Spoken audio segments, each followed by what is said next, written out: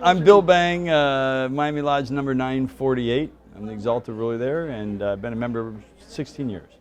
One of my friends brought me there for the Sunday brunches, and it was really nice. It's cheap, and came a couple times and met some nice people. And then my son started doing Boy Scouts there. I figured if they were letting the Boy Scouts stay, I'd join, so I joined in. You know, in the beginning, I was just cutting the grass every Saturday. Did it for about 8-10 years.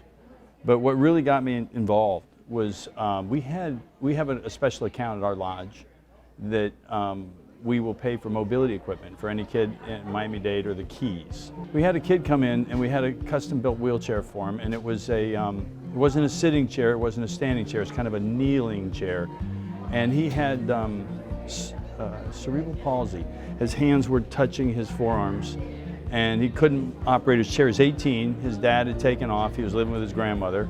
His mother was working full-time to pay the bills, and we gave him this chair, a motorized chair. He couldn't speak.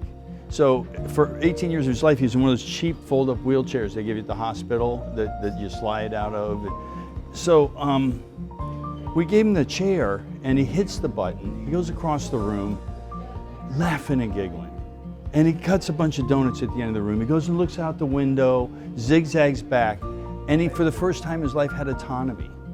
And that's something we gave it to him. It wasn't like we gave money to Malaysia somewhere. This was our neighbor, you know?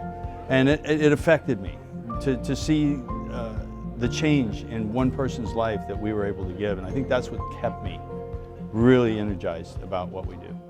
When you have the opportunity in your life to reach out and touch somebody, to change their life drastically with just a little bit of your help, it's a big deal. I mean, it's a goosebump moment, and it lives with you. I think it's the camaraderie, that brotherly love, and the fidelity, I think. That's what it is for me, and helping others, you know. We have a basketball hoop, and that basketball hoop is my fishing hole. Every time I see somebody playing basketball, I ask them if they're a member, and if they say no, I say, why not?